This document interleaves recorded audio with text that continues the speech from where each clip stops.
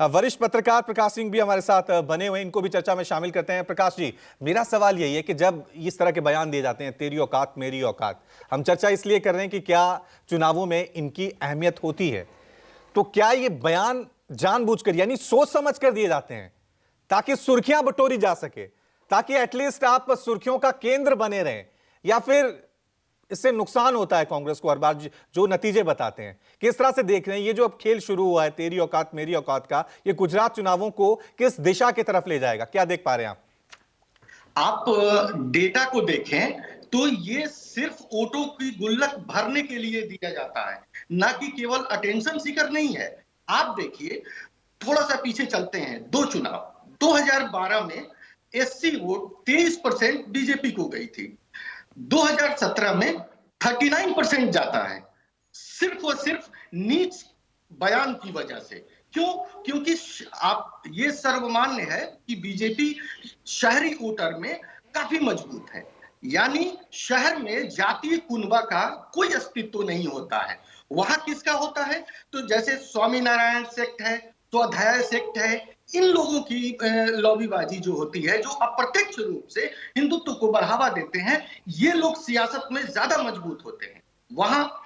अब बात आई कि इस तरह की जातीय गोलबंदी कैसे की जाए, तो बीजेपी ने क्या किया, इन लोगों की कांग्रेस की तरफ से, मणिशंकर अय्यर की तरफ से नीच बात आई, नीच को उन्होंने जाति से जोड़ दिया और इसका उनको स्पष्ट बेनिफिट मिला, यानी 16% ग्रोथ। ये बहुत बड़ा ग्रोथ था। आप देखिए 2017 के चुनाव में वो ग्रोथ किसकी भरपाई कर गया? जो कड़वा पटेल थे, लेउवा पटेल, जो 10 और 12% के करीब में बीजेपी का वोट बैंक, उस समय पटेल आंदोलन चला था, जो माइनस हुआ बीजेपी, उसको एससी ने भर दिया।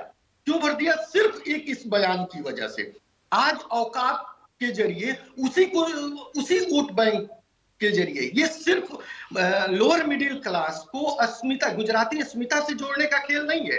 ये धीरे धीरे आप देखेंगे कुछ दिन के बाद औकात यानी सेवादार, आप समझिए, सेवादार कमजोर तबका जो बेहद मजदूर है, मोची है, धोबी है, ठेला वाला है, और गांव का बेहद जो मजदूर है, जो दलित समुदाय से है, उसको अपने से कनेक्ट करने का खेल है।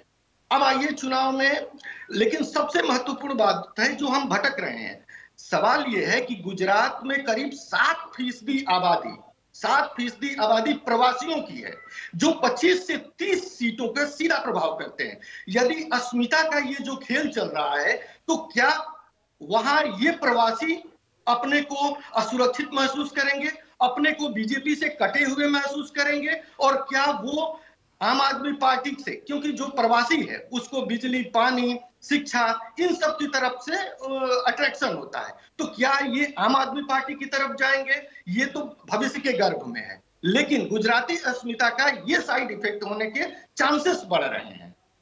ठीक है, ठीक है। सोलंकी जी, ये जवाब तो आपसे ही बनता है कि बीजेपी इस चुनाव को गुजराती बनाम बाहरी बना रही है, लेकिन पीएम मोदी खुद वाराणसी से चुनाव लड़ते हैं, क्या वो वहां पे बाहरी नहीं हो जाते हैं? तमाम गुजराती जो हैं, देश दुनिया हर कोने में आपको बिजनेस करते हुए नजर आएंगे, वहां पे रहते हुए। तो ये मुद्दा तो कहीं से रेलिवेंट नजर ही नहीं आता गुजरात में, क्यों आप इसे मेन मुद्दा बना रहे हैं?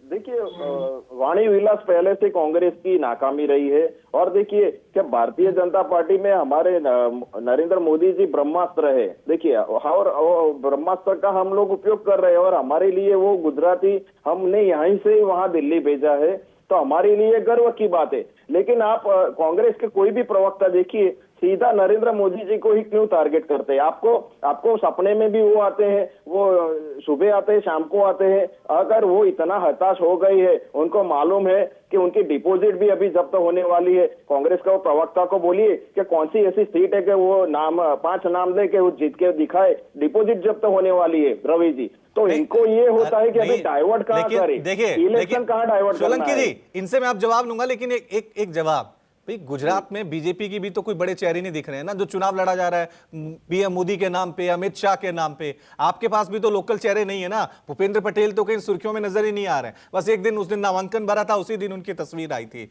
नहीं सर, मुख्यमंत्री श्री भूपेंद्र भाई पटेल आज 2 जगह, अहमदाबाद में और सहरा में बहुत बड़े पैमाने पे रैली कर रहे हैं। आप देखिए कि हमारे पास पूरा शीर्ष नेतृत्व है, हमारे गुजरात संगठनात्मक है, हमारे जितने भी पुराने नेता थे हम लोगों ने उनका उपयोग किया है, उनका मार्गदर्शन लिया है। तो हमारे पास तो पूरे संगठन, हमारी सबसे बड़ी एशिया की पार्टी है, तो हम लोग एक एक नेता को हम लोग ला रहे हैं। कांग्रेस के 10 नेता नाम ले कि वो दिल्ली से ला रहे हैं या राजस्थान से ला रहे हैं या केरल से ला रहे हैं, उनके पास अगर कोई है तो एक ही है ट्रेडमार्क, गांधी फैमिली से। तो आप देखिए अभी वो भी एक दिन की छुट्टी लेके आ रहे हैं। तो ये तो ऐसा हुआ ना कि प्रचार नहीं हुआ कुछ और उनके पास ऐसा कौन सा संवैधानिक पद है कि वो छुट्टी लेके आ रहे हैं। ठीक है मैं नमस्कार, मैं हूं मानक गुप्ता। अगर आपको हमारा ये वीडियो पसंद आया हो तो इसे लाइक और शेयर जरूर करें, और हाँ, हमें सब्सक्राइब और फॉलो करना ना भूलें ताकि आप देश और दुनिया की कोई खबर मिस ना करें। तो जुड़े रहिए हमारे साथ और देखते रहिए News 24।